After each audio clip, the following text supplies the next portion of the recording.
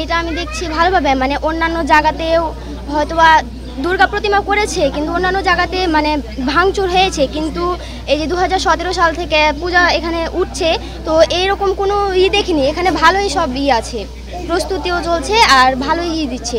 না, আমাদের এ পর্যন্ত আমি তো ইতিপূর্বে বললাম যে 2017 সাল থেকে পূজা উদযাপন হচ্ছে এই মন্দিরে। হ্যাঁ, আজ পর্যন্ত কোনো অপ্রীতিকর ঘটনা ঘটেনি। আর আমাদের পার্শ্ববর্তী জেলে হিন্দু মানে অন্য ধর্মের লোকজন আছে, সবাই আমরা ভাই ভাই। এই পর্যন্ত কোনো ঘটনা ঘটেনি, আর ভবিষ্যতে না ঘটে এই আমরা কামনা করছি। সেক্ষেত্রে বিজেপি আমাদের পাশে আছে এবং সার্বক্ষণিক বলে আপনাদের কোনো সমস্যা হলে যে কোনো সময় যে কোনো মুহূর্তে আমাকে ফোন দেবেন। আমাদের 2017 সাল থেকে মানে করে আসছে, শুধু বিজেপি না, বিজেপি থাকে, আপনার পুলিশ থাকে, আপনার আনসার বাহিনী থাকে, মানে আইনের দিক দিয়ে যথেষ্ট পরিমাণ আমরা সহায়তা পাই। আপনারা জানেন বর্ডার গার্ড বাংলাদেশের মহাপরিচালক মহোদয় আমাদেরকে নির্দেশনা দিয়েছেন, বিজিবি হবে সীমান্তের নিরাপত্তা এবং আস্থার প্রতীক। তো সেই লক্ষ্যকে আমরা সামনে রেখে আমরা এখন কাজ করছি। আপনারা জানেন চাঁপাইনবাবগঞ্জ জেলা হচ্ছে একটা সীমান্তবর্তী জেলা। তো চাঁপাইনবাবগঞ্জ জেলার মধ্যে শিবগঞ্জ এবং ভোলাহাট দুইটা উপজেলা আমাদের দায়িত্বপূর্ণ এলাকা। ইলাস্টোমেরিক ইমালশন থাকায় দেয়াল থাকে ড্যাম্প প্রুফ, ফাঙ্গাল মুক্ত। Rainbow paints, the colour of joy. এবং শিবগঞ্জ এবং ভোলাহাট উপজেলার আমাদের বর্ডার থেকে 8 কিলোমিটারের মধ্যে বেশ কয়েকটি পূজা মণ্ডপ রয়েছে।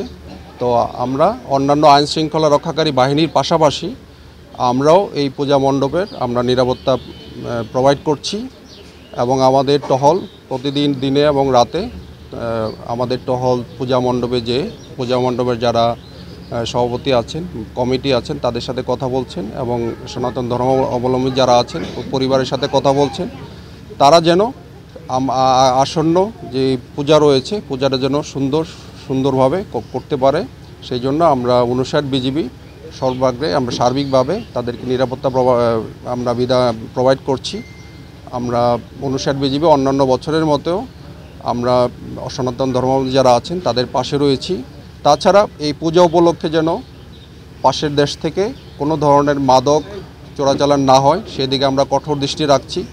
তাছাড়া অবৈধ অনুপ্রবেশ যেন না হয় এবং বাংলাদেশ থেকেও যেন কেউ ভারতে প্রবেশ না করতে পারে, সার্বিকভাবে আমরা লক্ষ্য রাখছি।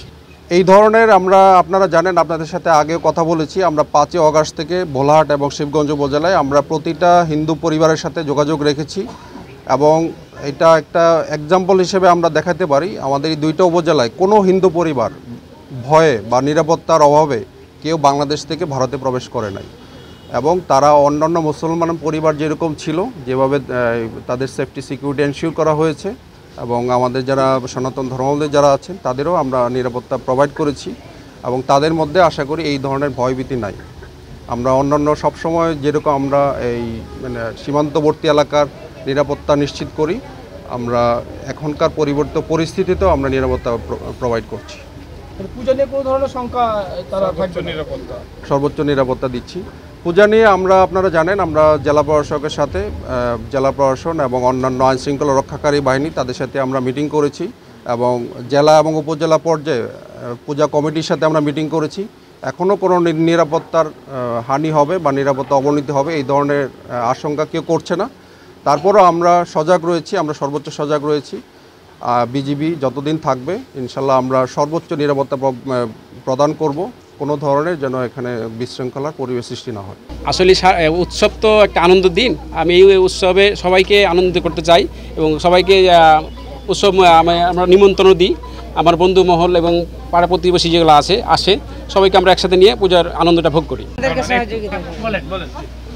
না, এখানে পূজা ভালোই করি আমরা, ভালোই হয়। আমাদের পার্শ্ববর্তীরাও সহযোগিতা করে, বিজেপিও সহযোগিতা করে, কোনো সমস্যা হয় না।